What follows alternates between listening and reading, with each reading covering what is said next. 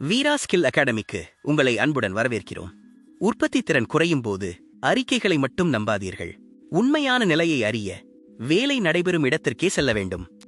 இதுவே டொயோட்டாவின் ஜெம்பா தத்துவம். இந்த வீடியோவில் ஜெம்பா வாக் என்றால் என்ன, அதை எப்படி சரியாக நடத்துவது, மேலும் தவிர்க்க வேண்டிய பொதுவான தவறுகள் என்ன என்பதை பார்க்கப் போகிறோம். நினைவில் கொள்ளுங்கள், நேரில் செல்லுங்கள், ஏன் என்று கேளுங்கள், மரியாதையுடன் நடந்து கொள்ளுங்கள். அப்படியானால் ஜெம்பா என்றால் என்ன? ஜெம்பா என்பது ஜப்பானிய மொழியில் உண்மையான இடம் என்ற பொருளை கொண்ட சொல். உற்பத்தி துறையில் வேலை உண்மையில் நடைபெறும் இடமே ஜெம்பா, அதாவது அசெம்பிளி லைன், வேர்ஹவுஸ் அல்லது பணிமனை போன்ற இடங்கள். ஜெம்பா வாக் என்பது மேலாளர்கள் தங்கள் அலுவலகத்தை விட்டு நேரடியாக பணியிடத்திற்கு சென்று செயல்முறைகளை கவனிப்பதும், பணியாளர்களுடன் கலந்துரையாடுவதும், மேம்பாட்டு வாய்ப்புகளை கண்டறிவதுமாகும். நினைவில் கொள்ளுங்கள், அறிக்கைகளை மட்டும் பார்த்து நிர்வகிக்காதீர்கள். உண்மையான செயல்முறையை நேரில் சென்று கவனியுங்கள். ஜெம்பா வாக் ஏன் மிகவும் முக்கியமானது? பிரச்சனைகள் பெரிதாக மாறுவதற்கு முன்பே அவற்றை கண்டறிய இது உதவுகிறது.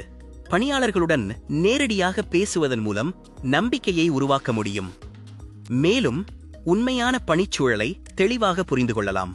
வேலை நடைபெறும் இடத்தை நேரில் பார்ப்பதன் மூலம் பாதுகாப்பை மேம்படுத்தலாம், தடைகளை நீக்கலாம், உற்பத்தி திறனை அதிகரிக்கலாம். நினைவில் கொள்ளுங்கள், ஊகங்களை விட பணியிடத்தில் நேரில் பார்க்கப்படும் உண்மைகளே அதிக மதிப்புடையவை. ஜெம்பா வாக் முறையின் முக்கிய அடிப்படை 3G கொள்கையாகும். முதல் ஜெம்பா, அதாவது வேலை உண்மையில் நடைபெறும் இடம். இரண்டாவது ஜென்புட்சு, அதாவது உண்மையான பொருள் அல்லது பயன்பாட்டில் இருக்கும் இயந்திரம்.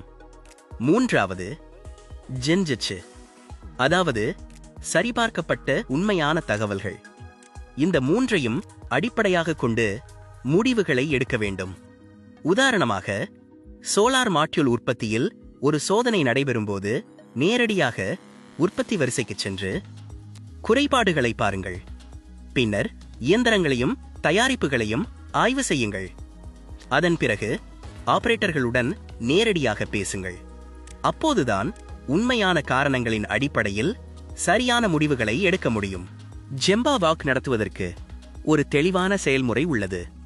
முதலில் உங்கள் நோக்கத்தை தெளிவாக நிர்ணயியுங்கள். அதன் பிறகு வேலை நடைபெறும் இடத்திற்கு நேரில் செல்லுங்கள். பின்னர் திறந்த மனதுடன் கேள்விகள் கேளுங்கள்.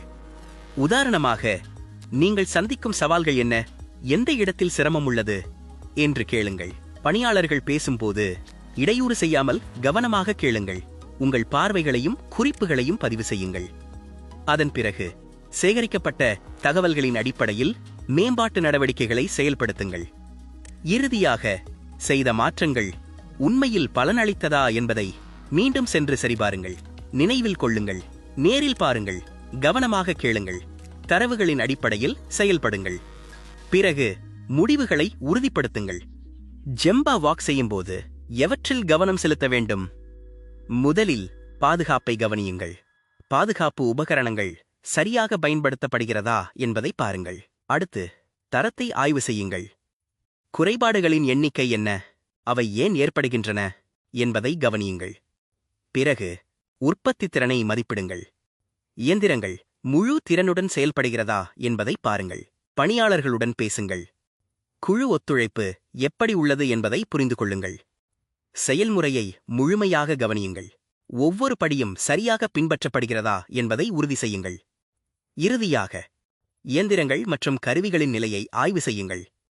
அவை நல்ல நிலையில் உள்ளனவா, தேவையான நேரத்தில் கிடைக்கிறதா என்பதையும் சரிபாருங்கள். ஒரு உண்மையான உதாரணத்தை பார்ப்போம். ஒரு சோலார் மாட்யூல் உற்பத்தி வரிசையில் ரிஜெக்ஷன் விகிதம் அதிகமாக இருந்தது. இதற்கான காரணத்தை அறிய மேலாளர்கள் ஜெம்பா வாக் மேற்கொண்டனர். நேரில் ஆய்வு செய்தபோது பழைய செயல்முறை வழிமுறைகள் பயன்படுத்தப்பட்டதும் பணியிடம் தூசியுடன் இருந்ததும் கண்டறியப்பட்டது. உடனடியாக செயல்முறை வழிமுறைகள் புதுப்பிக்கப்பட்டன. பணியாளர்களுக்கு மீண்டும் பயிற்சி அளிக்கப்பட்டது. பணியிட அமைப்பும் சரி செய்யப்பட்டது. இதன் விளைவாக ரிஜெக்ஷன் கணிசமாக குறைந்தது. உற்பத்தி திறன் அதிகரித்தது. நினைவில் கொள்ளுங்கள், உண்மையான தீர்வு அறிக்கைகளை மட்டும் பார்ப்பதால் கிடைக்காது. செயல்முறையை நேரில் கவனிப்பதன் மூலமே. சரியான காரணத்தையும் சிறந்த தீர்வையும் கண்டறிய முடியும். ஜெம்பா வாக் செய்யும்போது இந்த பொதுவான தவறுகளை தவிர்க்குங்கள். குற்றவாளியை தேடாதீர்கள். பிரச்சினைக்கான காரணத்தை தேடுங்கள். அதிகமாக பேசாதீர்கள். அதிகமாக கேட்டு புரிந்து கொள்ளுங்கள். அவசரமாக ஜெம்பா வாக் முடிக்காதீர்கள். ஒவ்வொரு செயல்முறையையும் பொறுமையாக கவனியுங்கள். பணியாளர்களின் கருத்துகளை அலட்சியம் செய்யாதீர்கள். அவர்கள் வழங்கும் தகவல்களுக்கு மதிப்பு கொடுங்கள். மேம்பாட்டு நடவடிக்கைகளை செயல்படுத்திய பிறகு மீண்டும் சென்று அதன் பலனை உறுதி செய்ய மறக்காதீர்கள். நினைவில் கொள்ளுங்கள். Observe, listen, learn, improve. கவனியுங்கள், கேளுங்கள், கற்றுக்கொள்ளுங்கள், தொடர்ந்து மேம்படுத்துங்கள். இந்த அணுகுமுறையை பின்பற்றினால் நீடித்த மற்றும் பயனுள்ள முன்னேற்றத்தை உருவாக்க முடியும்.